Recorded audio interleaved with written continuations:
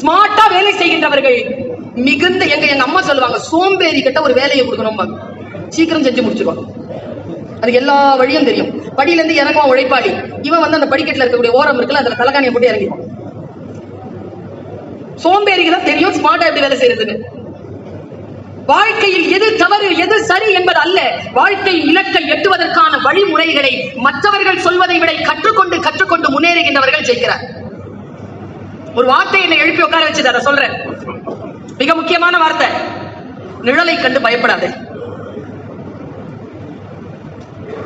சின்ன குழந்தைகளுக்கு நிழலை கண்டு பயப்படாதே. எங்கோ வெளிச்சம் இருந்தால்தான் நிழல் வரும். வெளிச்சம் இல்லாமல் நிழல் இல்லை. வெளிச்சம் எங்கேயோ இருக்கிறது. இன்னொரு ஒரு வார்த்தை என்னை எழுப்பி உட்கார வைத்த வாழ்க்கை. வாழ்க்கை என்பது பாக்ஸிங் மாதிரியாங்க. பாக்ஸிங் பார்த்திருக்கீங்களா? கீழே வந்துருவாங்க. விழுந்தவுடன், அடிபட்டு கீழே சாய்ந்தவுடன் தோல்வி அறிவிக்கப்பட மாட்டாது. விழுந்து கிடக்கிறவனை பார்த்து அந்த ரெஃபரி இருக்கிறார்ல, அவர் வந்து என்ன சொல்வார்? 10 கவுண்ட் கொடுப்பார், சான்ஸ் கொடுப்பாரு, எழுந்திருக்கலாம். விழுந்தவுடன் இல்லை தோல்வி அறிமுகப்படுத்துவது. விழுந்த பின் எழ மறுப்பவன் தான் தோல்விக்குரியவன் என்று இந்த உலகத்தில் பிரகடனப்படுத்தப்படுகிறான். விழுந்து கிடப்பது அல்ல வெற்றி தோல்வி, எழ மறுப்பதுதான் தோல்வி என்பதனை நினைவில் கொள்ளக்கூடிய இடம். நான் பல இடங்களில் பார்க்கிறேன். மன எழுச்சி கொள்ளக்கூடிய வேலைகளை எப்படியெல்லாம் செய்யலாம் என்று யோசிக்கிறேன். உங்களுக்கு 2 செய்திகள் சொல்லி நான் இடம் சார்கிறேன். எனக்கு இந்த மதம் தொடர்பான விஷயங்களில் கூர்மையான ஈடுபாடு உண்டு. ஒரு மதம் கோடிக்கணக்கான மக்களை, லட்சக்கணக்கான மக்களை கொண்டிருக்கிறது என்றால் அதில் ஒரு உண்மை இருக்கத்தானே வேண்டும். இல்லாமல் இருக்க முடியுமா? ஒரு பையன் கேட்டான், திருப்பதிக்கு போயிட்டு வந்ததா அவங்க ஃப்ரெண்டு கேட்கிறான், டேய் உன் சாமி திட்டமாட்டா? மண்டையில பொறி தட்டுற மாதிரி 2 மேட்டருங்க. நீங்க பைபிளை வாசிப்பதற்கு கிறிஸ்துவராக இருக்க வேண்டிய அவசியம் இல்லை. பகவத்கீதையை வாசிப்பதற்கு இந்துவாக மாற வேண்டிய அவசியம் இல்லை. குரானை வாசிப்பதற்கு முஸ்லிமாக இருக்க வேண்டிய அவசியம் இல்லை.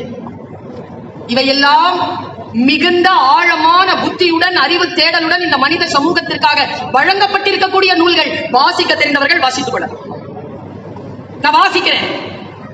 பைபிள்ல ஒரு சொல் வருது. எனக்கு எப்பவுமே நான் டீச்சர். ஏன் டீச்சர் ஆனா பதில் சொல்றது பிடிக்காது. அதான் டீச்சர் ஆனதுக்கான ரகசியம்.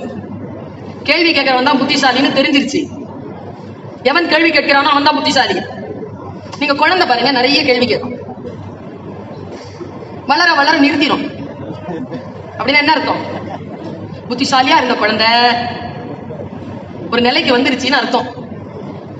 நாம் நம் புத்தியை தருகிறோம் அதற்கு. அதை உண்மை வேற கிடையாது. ஆசிரியர்களும் பெற்றோர்களும் தன் புத்தியை தருவதற்காக குழந்தைகள் நம்மிடத்தில் வரவில்லை. அந்த குழந்தைகளுடைய அறிவை அதற்கு அறிமுகம் செய்து வைப்பதற்காகத்தான் நம் இடத்தில் அவர்கள் வருகிறார். இந்த பைபிள்ல ஒரு வாசகம் சொல்லுதுங்க, என்ன அசந்து போன மூளையில நெருப்பு வச்ச மாதிரி ஆயிடுச்சு. எனக்கு ஏதாவது ஒரு கேள்வி புரியலன்னா உள்ளுக்குள்ள கொடாஞ்சுக்கிட்டே இருக்கும், எனக்கு பதில் வேணும்.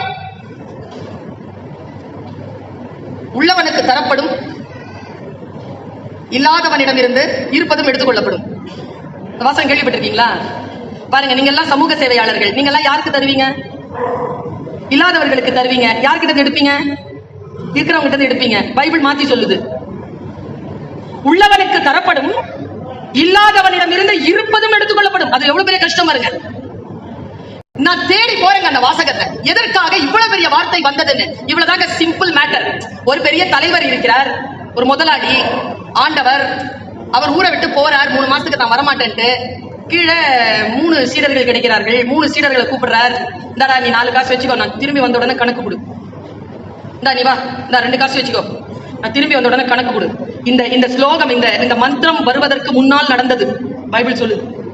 2 காசு வச்சுக்கோ, இன்னொருத்தங்க வாடா, ₹1 இருக்கு வச்சுக்கோ, அவன் வந்த உடனே கணக்கு கொடு. போயிட்டார். திரும்பி 3 மாசம் கழிச்சு வந்த உடனே 4 காசு சம்பாதிச்சு வச்சிருந்தான்ல, வாங்கினான்ல ஆண்டவர் கிட்ட இருந்து, அவன் 8ஆ மாத்தி வச்சிருக்காங்க. எங்கப்பா காசுன்ன உடனே, ஆண்டவரே நீங்கள் 4 கொடுத்தீர்கள், இந்தாருங்கள் 8 காசு நான் சம்பாதித்து இருக்கிறேன். கொஞ்சமாக கொடுத்தேன், அதை நீ இரட்டிப்பாக்கி வைத்திருக்கிறாய். சகல விஷயங்களுக்கும் உன்னை அதிகாரியாக்குவேன். 2 காசு கொடுத்தாங்கல்ல, அந்த ஆளு 4 ஆக்கி கொடுத்திருக்கான். 2ஐ 4 ஆக்கினாய், உனக்கு சகல விஷயங்களுக்கும் உன்னை அதிகாரியாக்குவேன். இந்த ₹1 கொடுத்தவன் நம்ம ஆளு. என்ன ஆண்டவரே, நீங்க பாட்டுக்கு கொடுத்துட்டு போயிட்டீங்களா? நீங்க கோவக்காரரு, வந்து கணக்கு வேற சொல்லணும். நீங்க நான் பாட்டுக்கு எங்கேயாவது தொலைச்சிட்டு அதுக்கு புதைச்சி வச்சிருக்கிறேன், எடுத்துட்டு வந்து தரேன். எடுத்துட்டு வந்து கொடுத்தான். அப்போதான் இந்த டைலாக் வருது. முயற்சியும் உழைப்பும் நேர்மையும் கொண்டு உழைக்காமல் நான் கோபப்படுவேன் என்று என் மீது குற்றம் சுமத்தி நீ சோம்பேறியாக இருந்தாயா? யாரிடத்தில் உழைப்பும் நேர்மையும் உயர்வும் இருக்கிறதோ அவர்களுக்கு தரப்படும். யாரிடத்தில் உயர்வும் உழைப்பும் நேர்மையும் இல்லையோ அவர்களிடம் இருந்து இருப்பதும் எடுத்துக் கொள்ளப்படும் என்று அந்த ஒற்றை ரூபாயை வாங்கிக் கொண்டதாக பைபிள் சொல்லுகிறது. உழைப்பும் முயற்சியும் யாருக்கு இருக்கிறதோ அவர்களுக்கு கூடுதலாக தரப்படுகிறது. எப்படிங்க இவங்க எல்லாம் முதலாளிமார்களானாங்க? இங்க இருக்கிறவங்க எல்லாம் முதலாளிமார்களானீர்கள். நான் வணங்குறேங்க ஐயா. நான் சம்பாத்தியம் வாங்குகின்றவள் தான், பெறுகின்றவள் தான். என்னை விட உயர்ந்தவர்கள் நீங்கள், சம்பாத்தியத்தை தருகிறவர்கள். வாங்குறவனை விட கொடுக்கிறவன் பெரிய ஆளுங்க. நிறைய மார்க் வாங்கினா என்ன மாதிரி நிறைய சம்பாதிக்கலாம். நல்லா படிச்சா இந்த முதலாளிங்க மாதிரி நிறைய சம்பளம் கொடுக்கலாம். நல்லா படிக்கணும், நிறைய மார்க் வாங்குறதை படிக்கப்படாது. விஷயங்களை புரிந்து கொள்வது. இன்னும் ஒரு செய்தி என்னை பாதித்த செய்தி. பாருங்க, உடம்புல இத்தனை உறுப்பு இருக்குல்ல, கண்ணு, மூக்கு, காது, வாய், உடம்பு. இதை எவன் ஜெயிக்கிறானோ அவன் தாங்க ஜெயிக்கிறான். உண்மையிலேயே அடுத்தவர்களை ஜெயிப்பது அல்ல, தன்னை ஜெயிப்பவன், தன் புலன்களை ஜெயிப்பவன். காதுன்னு ஒரு மேட்டர் இருக்குல்ல நமக்கு. காது, இந்த கண்ணுக்கும் காதுக்கும் இருக்கிற வித்தியாசம் என்ன தெரியுமா? கண் சென்று பற்றும், காதில் வந்து விழும். சென்று பற்றுவதற்கு கண்ணாடி மூடி உண்டு, கண்களுக்கு மூடி உண்டு. ஸ்லோவாயிடுச்சுன்னா பாத்துக்கலாம். காது இருக்குல்ல, மூடி கிடையாது. சில பேர் வாயில குப்பை வச்சுக்கிட்டே அலைவான். குப்பை தொட்டி கிடைக்குதான், கரெக்டா கிடைக்கும், துப்பிடுவான். சாப்பிட்ற விஷத்துக்கு முறிவு உண்டு, காதில் போடுகின்ற விஷத்திற்கு முறிவு கிடையாது.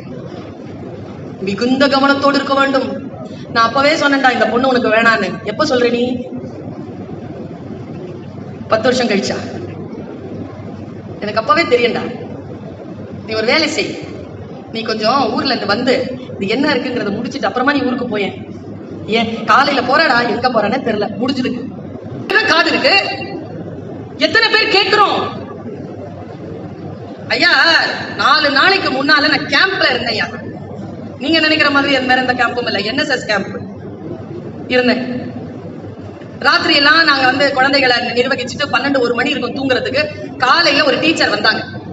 நல்ல கவனமா கேளுங்க. என் வாழ்க்கை, நான் இதுவரைக்கும் ஒரு ஆசிரியராக இருந்து ஒரு தாயாக இருந்து கற்றுக் கொள்ளாததை அந்த நிகழ்ச்சி எனக்கு கற்றுக் கொடுத்தது. அப்படி நான் உங்களுக்கு கடத்துறேன். வந்து உட்கார்ந்தாங்க அந்த அம்மா. உள்ள நுழையும் பொழுது நான் தூங்குற இடங்க, கேம்ப்ல தூங்குற இடம் பாடாவதியா இருக்கும். அங்க தூங்கிட்டு இருக்கிறேன். உள்ள வந்தாங்க, தண்ணி தண்ணி தண்ணின்னு வந்தாங்க. நான் சொன்னேன், நீங்க வெளில இருந்து வரீங்க, நாங்க இப்பதான் எந்திரிச்சிருக்கோம், நைட்டெல்லாம் தண்ணி இல்லாம தவிச்சிருக்கிறோம், போய் வெளியில இருந்து எங்களுக்கும் தண்ணி கொண்டு வாங்க. சும்மா இருங்க மேடம் அப்படின்ட்டு தண்ணி பாட்டில் தேடுது அந்த அம்மா. ராத்திரியில ஒரு டீச்சருக்கு மருந்து சாப்பிடறதுக்கு தண்ணி இல்லைங்கிறதுனால வெளியில டீ கடையில போய் தண்ணி கிடைக்காம பால் கொண்டு வந்து பால்ல அந்த அம்மா வந்து மருந்து சாப்பிட்டுருக்காங்க. தண்ணி இல்லாம தவிக்கிற ஊர் தானே சென்னை. இரவெல்லாம் தண்ணி இல்லாம படுத்திருக்கிறோம். அந்த அம்மா வந்தது, அந்த வாட்டர் பாட்டில் இருக்கா, இந்த ஏதாவது இருந்திருந்தா மருந்து கூட தண்ணி இல்லை. அந்த அம்மா என்ன பண்ணுச்சுங்க, அந்த பால் வச்சிருந்த பாட்டில திறந்துச்சுங்க. நான் சொன்னேன், மேடம் தண்ணி இல்லாம தவிச்சிட்டு இருக்கோம் பாருங்க, அது தண்ணி இல்லை அப்படிங்கிற. திறந்து கடகடன்னு குடிச்சிருச்சிங்க. புளிச்ச பால் ஊத்தி உவாத்துன்னு போய் உடம்பெல்லாம் பால் கொட்டி திரு திரு திரு திரு திருன்னு ஆடுது அந்த அம்மா. நான் சொன்னேன், மேடம் சொன்னோம் இல்லையா, நீங்க வேற மேடம் சும்மா இருங்க, நான் பரீன் மேடம் சொல்றதை கவனிச்சுட்டே இருந்தேன்னா அதனாலதான் இப்படி ஆயிடுச்சு. எங்க தெரியுமாங்க வலிச்சது? என் பேச்ச கேட்டதுனாலே ஆச்சு, கேட்காததுனால ஆச்சு. நம்ம குழந்தைகளும் நாமளும் அப்படிதான். எல்லாமே எது வேண்டுமானாலும் சொல்லுங்கள், சொல்லுகின்ற சொல்லுங்க சொல்லுங்க. எங்க போனை வச்சுட்டு கேளுங்க, நான் சொல்றது சொல்லுமா கேட்டுட்டு தாமா இருக்கிறேன். எங்க போனை வைங்க, நான் சொல்றது சொல்லுப்பா, நான் கேட்டுட்டு தான்ப்பா இருக்கிறேன். கவனிமா, கவனிச்சுதான் மேடம் இருக்கிறது, சொல்லுங்க. சொல் ஒரு இடத்திலும் கவனம் ஒரு இடத்திலும் இருந்தால் சொல் நிற்கிறது, பொருள் போகிறது. கம்பன் சொல்லுவான், சொல்வக்கும் கடிய வேக சுடு சரம் மல்வக்கும் நிறத்தினால் மேல் விடுதலும் வைரக்குன்ற கல்வக்கும் நெஞ்சினில் தங்காது அப்புறம் கழன்று கல்லா புல்லோர்க்கு நல்லோர் சொன்ன பொருளென போயிற்றன்று. சொல் நிற்கும் பொருள் போயிடும், விளங்காது எது சொன்னாலும். பைபிள் சொல்லுகிறது, காது இருக்கின்றவர்கள் கேட்டுக்கொள்ளுங்கள்.